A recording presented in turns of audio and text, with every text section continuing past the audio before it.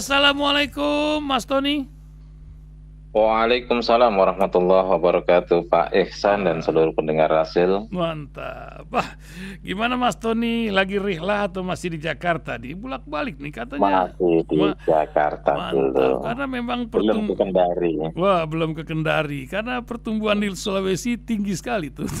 Fahmi Askar teman saya bawa temennya satu bus ke sana katanya. Tapi lihat pesantren Tahfiz nampaknya.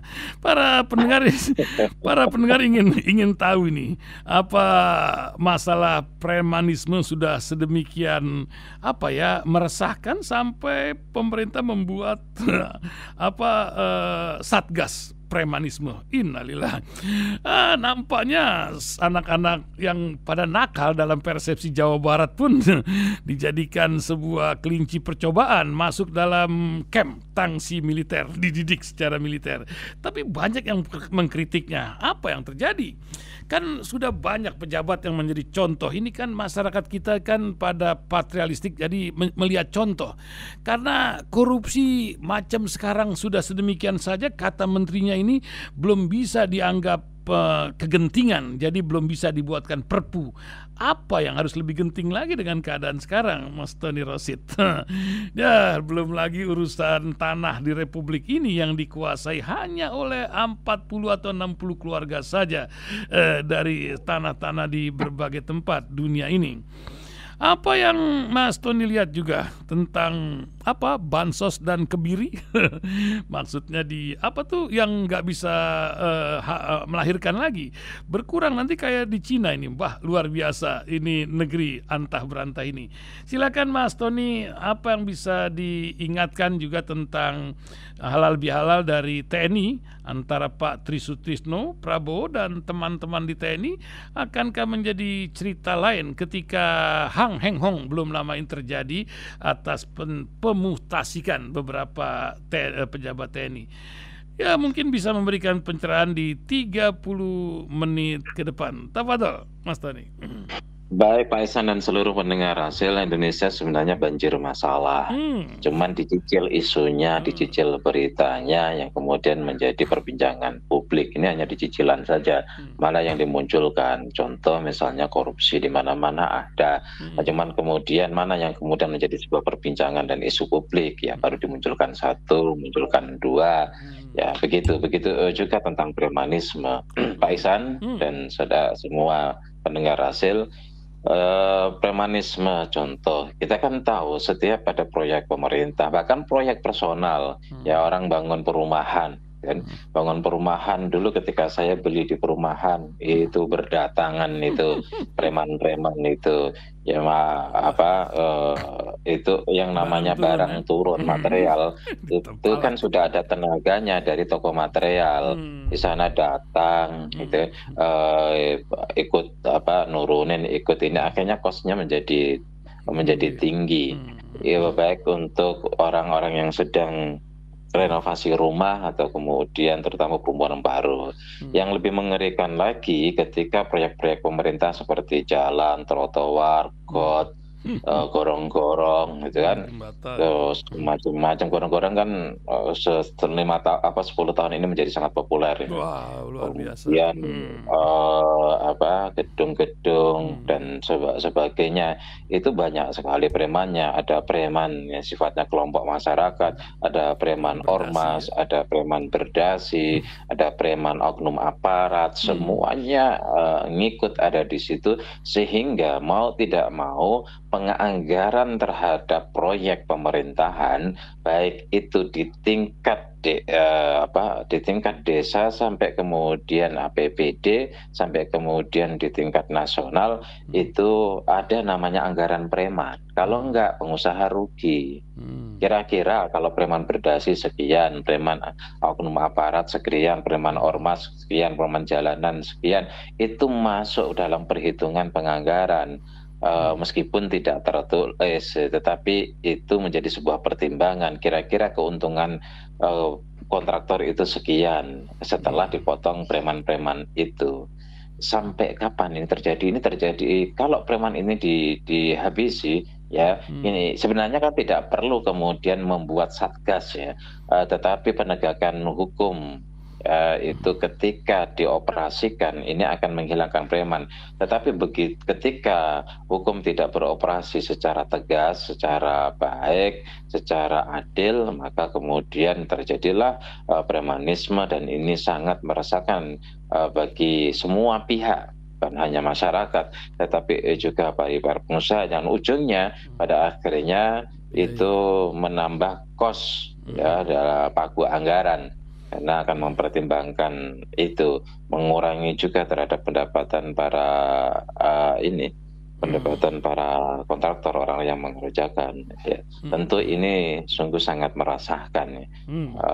Ya Indonesia kan begitu, hukum tidak berjalan, bikin ad hoc, bikin pansus, satgas, kan itu polanya, kan.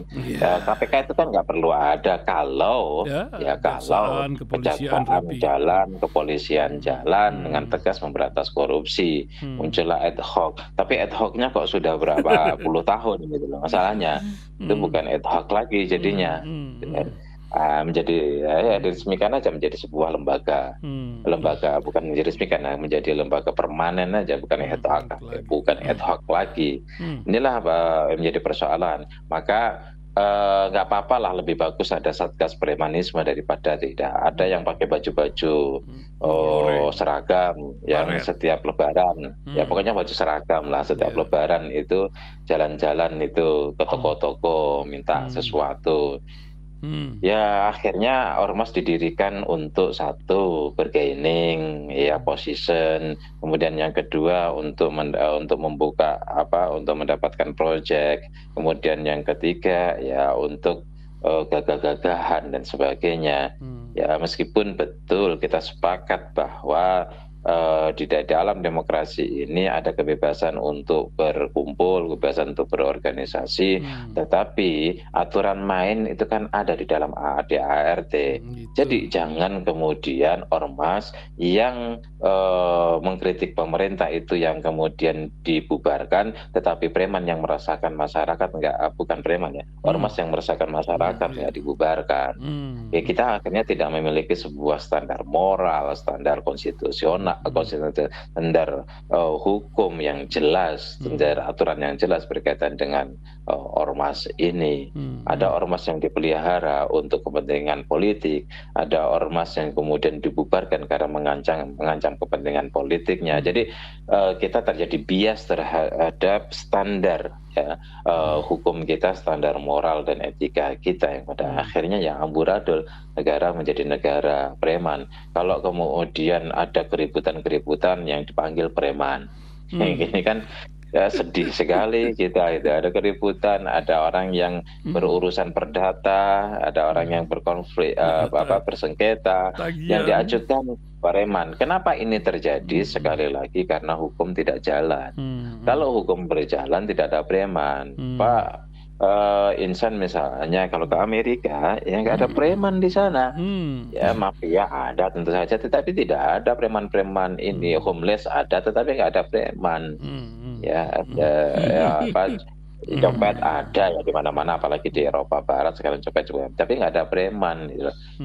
Pak Isan pernah ketika di Saudi haji umroh, kemudian di situ ada pembangunan, ada premannya, nggak ada preman. Kenapa? Karena hukum ditegakkan, hukum berjalan, hukum beroperasi. Tetapi masalahnya banyak oknum aparat hukum yang ikut menjadi preman, itu problemnya.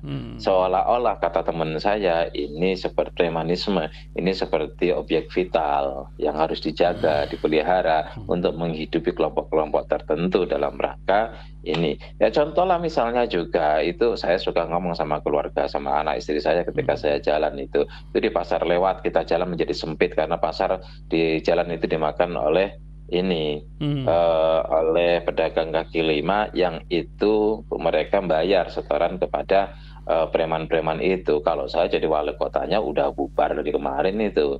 Saya jadi wali kotanya udah gusur itu, jalannya dibuat lebar-lebar supaya pengguna jalan itu bisa nyaman ya, lancar ya, efisien waktunya ya, tidak diganggu oleh jalan-jalan di situ. Dari awal ya bukan kemudian kamuflase Satpol PP datangkan, dirapikan, seminggu lagi muncul lagi, ya. Takutnya oknum Satpol PP juga menerima setoran. Ini kayaknya menjadi problem.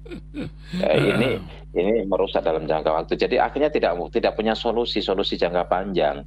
Yang muncul itu adalah penciptaan kesemrawutan yang terus-menerus, Pak Isan. Ya, urusan preman politik belum lagi cerita di sana ya. Tapi orang ngomong-ngomong tentang hengong politik, nampaknya Pak Tri Sutrisno sudah duduk bersebelahan dengan Pak Prabowo nih. Apa yang Mas Tony lihat? Ya, di dalam politik itu kan analisisnya menggunakan teori dramaturgi Irving Goffman. Ada frontstack, ada backstack. Jadi kalau kita lihat di bank, di bank itu kita ketemu sama dia orang di depan di meja bank itu tellernya Bapak apa yang bisa lembut manis semua, make up-nya rapi itu. Tapi apakah mereka juga lembut sama suaminya, kan belum tentu juga. Panggung depan kalau Pak Isan masuk di warung Padang misalnya atau warung apapun lah, restoran sekalipun ya rapi sekali itu, makan bersih. Tapi coba Pak Isan masuk ke dapurnya, kebetulan kalau ada toilet tidak ke dapur. Waduh, jadi saya pernah sekali itu di pasar Minggu masuk warung Padang, mohon maaf warung Padang, kan warung Padangnya banyak, salah satu warung Padang. Itu saya masuk, kebetulan istri dan anak saya masuk ke toilet ke situ. Habis itu nggak jadi duduk, kenapa? Masuk ke mobil. Kenapa? Saya makan sendiri. Baru ketika saya masuk ke mobil pada ketawa. Kami ke toilet, di situ ada dapur, kotornya bukan main. Kami nggak tega untuk makan, nggak bisa untuk makan. Panggung depan sama panggung belakang dalam politik itu selalu terjadi. Panggung depannya seperti rapi begitu, panggung belakangnya kan kita bertanya-tanya, ini loh Pak Prabowo baru 6 bulanan, belum sampai genap 7 bulan menjadi presiden setelah atau pasca dilantik. Ya, kok kemudian sudah ada yang mengusulkan Gibran itu dicopot? Apa ini? Gitu. Kalau kemudian mereka bermanuver pada saat tahun 2027 atau tahun 2028 menjelang Pilpres 2009 masih masuk akal. Kenapa sekarang itu? Apa yang mengkhawatirkan? Ini kan seperti mengkhawatirkan Pak Prabowo tidak lanjut sampai 1 periode kan, intinya ke sana. Tidak lanjut, ternyata apakah Pak Prabowo tidak sehat? Kan Pak Prabowo tidak sakit, Pak Prabowo sedang sehat. Gitu. Ya, sedang sehat, bugar. Dulu orang selalu mempertanyakan, memprediksi, mengkhawatirkan Pak Ma'ruf Amin ya jadi wakil presiden mau meninggal karena udah usia sepuh dan suka sakit. Tapi ketika Pak Ma'ruf bilang, oh mati urusan Allah. Kalau saya yang mati saya diganti. Tapi tidak pun tutup kemungkinan Pak Jokowi meninggal dunia saya jadi presiden. Benar kata Pak Ma'ruf Amin. Ketika jadi wakil presiden Pak Kiai Ma'ruf Amin makin sehat. Nah, orang yang jadi presiden, jadi wakil presiden itu ya begitu juga, terutama wakil presiden dan wakil presiden itu dikawal betul pola hidupnya disiplin, istirahatnya disiplin, pola makannya disiplin, gizi diperhatikan, ada dokter spot, ada dokter khusus, dokter spesialis, ada dokter umum, ada dokter makanan, ahli gizi di situ, makin sehat. Betul, mati hidup urusan Allah, tetapi harapan hidup itu kan ada ikhtiar manusia. Maka Pak Prabowo setelah jadi presiden makin sehat nampaknya. Ketika Pak Prabowo makin sehat, kok kenapa ada manuver untuk mengganti Gibran? Kan bukan berarti bukan karena kesehatan Pak Prabowo masalahnya kan. Ada sesuatu. Ya, berarti ada variabel apa di situ sehingga TNI ya bisa dikatakan dari awal kan kompak. Wiranto mulanya juga tidak menolak itu. Pak siapa itu namanya? Hendro Priyono juga tidak menolak itu. Itu adalah bagian daripada hak asasi dan itu soft sekali gitu loh. Baru kemarin Pak Luhut berbeda pendapat kan gitu. Jadi ini ada sesuatu yang seperti genting, seperti khawatir. Ya, kok ada ini, sehingga kemudian publik dibukakan memori kembali terkait dengan apa yang pernah diungkapkan oleh mantan kepala Lemhanas ya. Terus kemudian juga perbincangan dengan KONI, ada isu, ada berita, ada informasi dan sebagainya lah. Itu apa namanya lah dulu ya diramaikan rumor lah, katakan lebih aman rumor. Katakan rumor bahwa ada perjanjian bahwa Pak Prabowo cuma 2-3 tahun.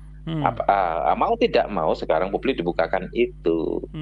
Kan itu. Kemudian atau yang kedua, terlalu kuatnya Pak Jokowi sehingga bisa mengancam terhadap posisi Pak Prabowo. Kayaknya enggak lah kalau yang kedua ini. Gitu.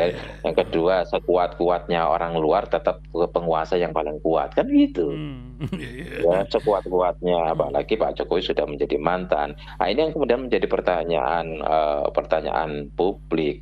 Apakah kemudian seolah-olah Pak Sutrisno itu ya dengan kawan-kawan CS menuntut 8 tuntutan, yang merekomendasikan 8 tuntutan, yang salah satunya adalah Gibran, itu seolah-olah melawan Pak Prabowo. Seolah-olah itu kan panggung depan Pak Ihsan. Dan kita tidak tahu panggung belakangnya itu seperti apa. Ya, kalau saya terus terang dari awal saya membuat sebuah tulisan dan ini basisnya ilmiah. Ya basisnya ilmiah karena memang saya mengambil spesialisasi teori konflik. Ya, jadi ini kursi presiden kan cuma satu Pak Ihsan. Nggak ada kursi presiden itu 2. Maka ya akan menjadi sebuah orang banyak minat di situ, maka akan terjadi orang yang punya potensi untuk menduduki itu akan bertarung, akan berkonflik. Ya akan berkompetisi dalam konteks ini itu siapa yaitu antara Pak Prabowo dengan Gibran, di belakangnya ada Pak Jokowi kan itu sebenarnya ya itu sebuah sesuatu yang tidak bisa dihindarkan. Jadi ada perebutan posisi, ada perebutan pengaruh. Dulu sekali lagi saya sering kali ulang-ulang 2017 saya nulis di media mainstream judulnya ada kuat Pak Jokowi dengan Bu Mega. Kenapa? Rebutan pengaruh, bukan rebutan kursi, tapi rebutan pengaruh. Sementara pengaruh itu ada di dalam kekuasaan, maka orang baru sadar pemilu 2024. Ya, dan saya katakan ini kalau ini Pak Jokowi dengan Pak Prabowo bukan rebutan pengaruh, tapi rebutan posisi kursi presiden itu satu. Kalau sampai kemudian nanti ya Pak Prabowo itu sampai selesai 2029 Pak Prabowo akan hitung. Dalam politik itu kan realistis, akan hitung ya berpasangan dengan siapa untuk memenangkan pertarungan di periode kedua. Kan Pak Prabowo asumsinya periode kedua. Dengan siapa berpasangan itu ya dilihat. Sementara ini Gibran itu resistensinya cukup tinggi. Pak Jokowi dengan Gibran dan keluarga itu resistensinya cukup tinggi, dan situ berpotensi ada mendongkrak terhadap elektabilitasnya Pak Prabowo. Sekarang Pak Prabowo tingkat kepuasan sampai 80%. Berdasarkan survei ya, itu kemudian elektabilitasnya boleh jadi periode kedua rata-rata presiden itu periode kedua naik elektabilitasnya. Nah, di situ ada faktor-faktor, ada variabel yang bisa mendonggrade dan berpotensi justru membuat seorang presiden ketika mencalon lagi kalah. Dan bisa jadi itu adalah Gibran ke depan. Nah, artinya apa? Tidak ada jaminan bahwa Gibran itu ke depan akan menjadi cawapresnya Prabowo. Oleh karena itu disinilah kemudian perlu ditelisik lebih dalam, gitu kan? Ya ada permainan apa, ada kompetisi apa dalam proses ini antara Pak Prabowo dengan Pak Jokowi. Dan ini bukan soal terima kasih, bukan soal moral, bukan soal etika. Ini murni karena sebuah keadaan di mana keadaan itu menuntut keduanya untuk mengambil peran yang berbenturan.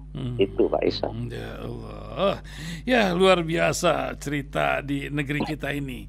Karena kita pusing ngadepin koruptor, tapi nampaknya ini belum genting-genting amat, sehingga undang-undang perampasan aset itu sabar, masih RKUHP, tak perlu perpu. Jadi apa yang menyebabkan asumsi ini, sementara 60 keluarga besar pemilik korporasi sudah menguasai 70 juta hektar lebih, Masya Allah. Gimana Mas Tony melihatnya? Begini, itu mestinya sebuah kebijakan pemerintah itu harus nyatu. Jadi menteri-menteri ini mestinya ya mestinya harus memahami visi, misi, dan juga memahami, menyatukan pemahaman dengan pemahaman presiden.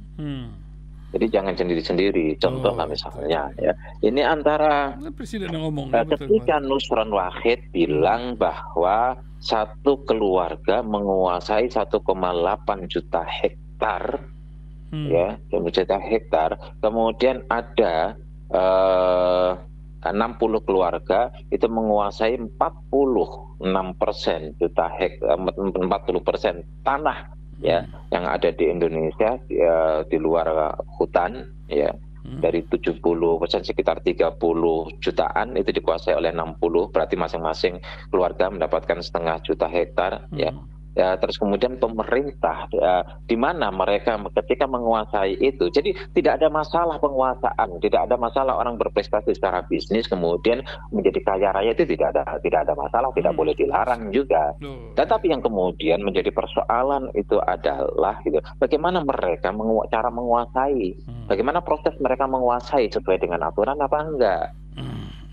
Dan ketika itu berada di dalam kekuasaan mereka, itu sah apa enggak, gitu loh. Terus, ini yang kemudian menjadi masalah. Disitulah kemudian yang melatar belakangi Pak Prabowo membuat peraturan presiden Perpres nomor 5 tahun 2025, di mana semua tanah, ya, yang dalam prosesnya itu melanggar aturan diambil. Dan saya mendengar informasi sudah ada 1,1 juta hektar yang sudah diambil lagi dari korporasi oleh Pak Prabowo. Jadi disitulah Danantara dibuat diantaranya untuk mengambil aset-aset itu. Nah, pertanyaannya itu genting nggak? Itu dia. Kan gitu, ya. Kenapa kemudian yang ekspresi Nusron Wahid mengungkapkan penguasaan oleh pihak-pihak korporasi tertentu atau keluarga-keluarga yang memiliki korporasi itu kan genting. Itu. Di sisi lain masyarakat begitu miskin. Kenapa di sisi yang lain katakan Menko-nya mengatakan tidak genting? Ini yang saya bilang harus satu frekuensi di dalam pengelolaan pemerintahan ini, antara para menteri harus memahami visi misi presiden, juga memahami apa yang juga dipahami oleh presiden. Jadi ada satu frekuensi. Kenapa munculnya Perpres itu? Jadi memang masyarakat juga harus ikut mendorong, harus ada perampasan aset. Dan ini sudah jalan dengan Perpres itu, sudah terjadi perampasan aset. Jadi HGO yang sudah ini, satu contoh lah misalnya, ini saya buka sedikit gitu loh, Pak Ihsan gitu. Jadi di salah satu daerah Kalimantan itu ada penambangan oleh korporasi yang 1.400 itu tidak ada izin atau izinnya bermasalah. Masya Allah. Sementara yang tidak bermasalah itu cuma 315. Perlu preman tuh. Iya, ini enggak ya SNC gitu nggak. Yang bermasalah itu ya 1.400 itu berapa kali lipat? Itu minimal 4 kali lipat, Pak Ihsan. 4 kali lipat lebih, ya. 4 kali lipat, ya. Tapi kenapa itu terus menerus? Lagi-lagi di situ ada preman oknum macam-macam lah, ya, di situ. Oleh karena itu kita ikut mendukung, ikut semua support, ikut mengapresiasi kalau betul-betul secara konsisten pemerintah membuat langkah-langkah untuk mengambilkan aset. Tetapi begini Pak Ihsan, saya khusnudon. Yang dilakukan oleh Pak Prabowo ini adalah hit and run. Ya, habis kemudian neko-neko mundur sebentar, nanti hajar lagi mundur sebentar, hajar lagi mundur, rame kemudian mundur sebentar, kan? Ya ini perlu diteruskan. Memang 1,1 juta hektar, dan saya mendengar informasi ada wacana untuk mengambil alih tambang-tambang yang ilegal itu. Ya, HGO ini terus berproses meskipun dengan cara silent, dan memang lebih bagus silent lah, nggak usah teriak-teriak itu kemudian untuk mengambil alihan yang semacam itu. Tapi yang kita butuhkan adalah konsistensi, kemudian yang kita butuhkan adalah keadilan. Jadi yang diperlakukan seperti itu semuanya tidak pandang bulu, itu punya penguasa lama atau pengusaha lama dan sebagainya, ini mesti harus dilakukan. Jangan hanya berganti kepada berganti peran saja, berganti ini berganti istilahnya itu, berganti pelaku usaha aja gitu loh. Ganti kepala sekolah gitu. Mas Tony, terakhir masalah gubernur konten ini. Ada cerita ini bahkan jadi editorial ini di media Indonesia. Stop kirim anak ke barak militer. Belum lagi urusan vasektomi. Apa yang ingin Mas Tony ungkapkan dalam 4 menit atau 5 menit terakhir di bincang kita pagi ini tentang sepak terjang dari gubernur yang satu ini? Silakan Mas Tony. Jadi gini Pak Ihsan, harus berhati-hati gubernur konten ini ya. Kita senang kok, kita ada banyak hal yang kita apresiasi dari Pak Deddy Mulyadi atas keberatan-keberatannya, kan kita butuh seorang pemimpin itu yang jelas kerjanya, tegas, dan kemudian berani melakukan langkah-langkah yang lebih konkret ya, daripada sekedar wacana, sekedar gagasan, sekedar ide dan program. Meskipun harus juga diawali dari program dan ide supaya langkah-langkah dilakukan itu menjadi sistematis, terstruktur dan terukur. Ini yang terpenting, gitu kan. Tetapi kalau kita lihat dari sisi lain, ya ini,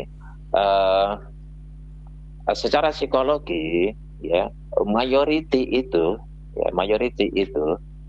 single atau bisa dikatakan single majority itu bisa membuat orang kemudian lepas kontrol. Ya, kita lihat seringkali ormas besar di Indonesia itu kemudian lepas kontrol. Kenapa? Nggak ada lawan, nggak ada yang berani kepada mereka.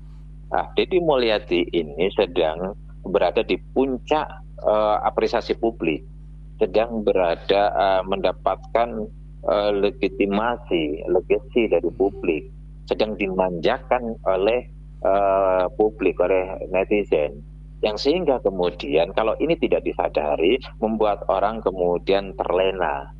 Ya. Ketika orang terlena, akhirnya seolah-olah semua gagasan dia, semua yang dilakukan itu mendapatkan mensupport dari publik, mendapatkan apresiasi dan mendapatkan dukungan publik. Ini yang harus hati-hati. Dan ini bisa, kalau tidak diwaspadai, akan menjadi sebuah langkah blunder. Ya, contohlah misalnya vasektomi, gitu kan? Vasektomi. Ya, masyarakat di Indonesia itu kan ulama-ulama sendiri, ya mayoritas Indonesia adalah muslim, ulama sendiri terkait dengan vasektomi itu kan mayoritas itu mengharamkan daripada yang melegalkan, kan gitu. Ya, betul. Kalau kita bicara tentang jumhurul ulama Indonesia, gitu kan? Ya, kemudian dia masuk di dalam ranah kontroversi seperti itu, ini bahaya.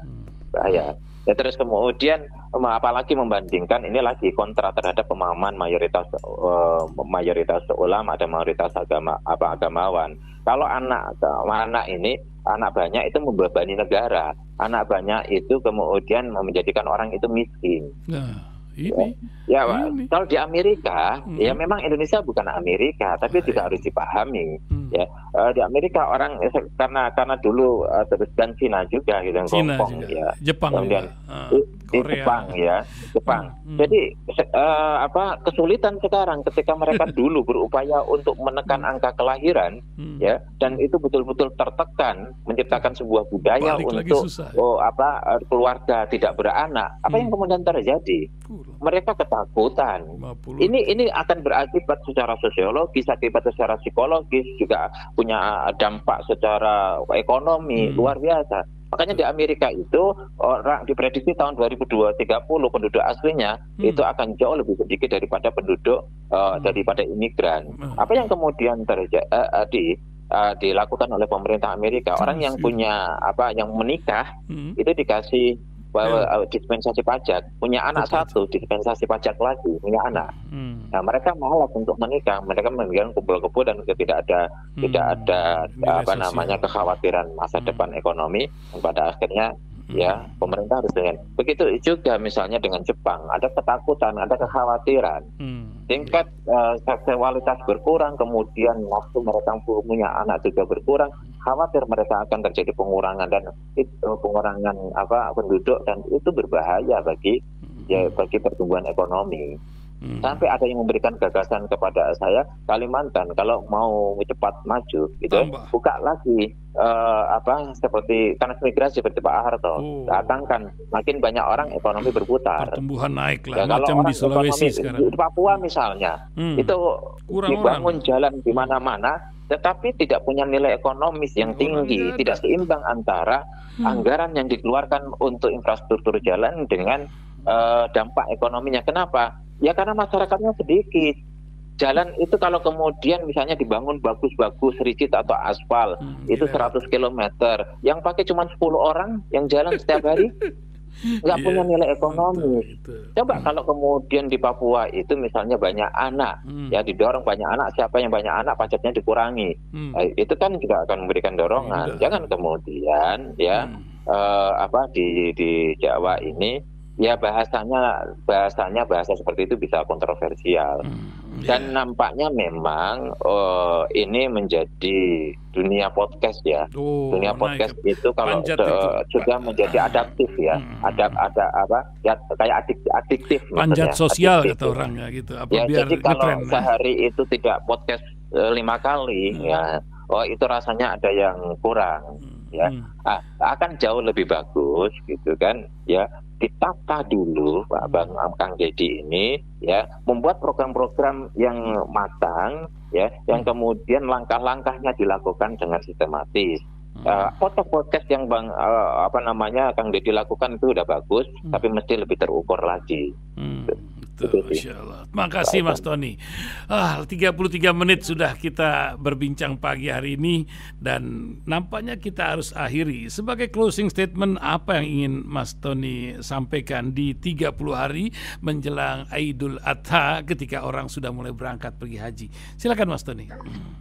Ya baik Pak Ihsan dan seluruh pendengar Rasil dimanapun berada, kita sedang berproses untuk menuju ke Idul Adha, khususnya bagi umat Islam yang ini harus mengetuk kepada kita untuk memiliki tanggung jawab sosial kepada masyarakat kita, karena agama itu dilahirkan manusia dilahirkan kemudian diberikan agama memang dalam rangka untuk memiliki atau mengambil beban tanggung jawab secara sosial, bukan untuk dirinya sendiri. Itulah yang membedakan antara manusia dengan binatang. Maka sifat-sifat egoisme yang lebih mementingkan diri sendiri dan hanya sibuk untuk kepentingan diri sendiri, itu pada saat Idul Adha itu memang dipotong gitu, dibunuh gitu. Nah ini sejujurnya filosofi ya. Makanya kemudian pada saat Idul Adha berangkat haji, ya di haji ketemu dengan semua orang, di situ ada kesetaraan, di situ ada nilai kesetaraan, ada nilai keberimbangan, ada nilai-nilai egalitarianisme ya, yang harus kemudian dibangun secara bersama-sama. Nah ini menjadi sebuah masukan kepada pemerintah, pengelola negara. Dengan haji dan Idul Adha, mestinya mereka memiliki jiwa pengorbanan untuk menciptakan sebuah kesetaraan dan sebuah keadilan bagi bangsa dan rakyat Indonesia secara keseluruhan. Ya, saya lebih suka kalau cuti bersama itu pada saat Idul Adha, bukan saat Idul Fitri, supaya betul-betul korban ini bisa dirasakan secara merata di berbagai daerah, karena orang-orang kaya pada mudik, bukan hanya di Jakarta yang kemudian ujung-ujungnya itu juga dikumpulin dikirim ke daerah-daerah. Tapi kalau Idul Adha menjadi cuti bersama, orang pada mudik, maka tidak perlu ada akumulasi hewan korban yang ada di kota-kota besar, terutama Jakarta, Surabaya dan sebagainya. Masya Allah. Terima kasih Mas Tony. Sampai ketemu lagi di Rabu mendatang. Insya Allah. Assalamualaikum warahmatullahi wabarakatuh. Waalaikumsalam warahmatullahi wabarakatuh.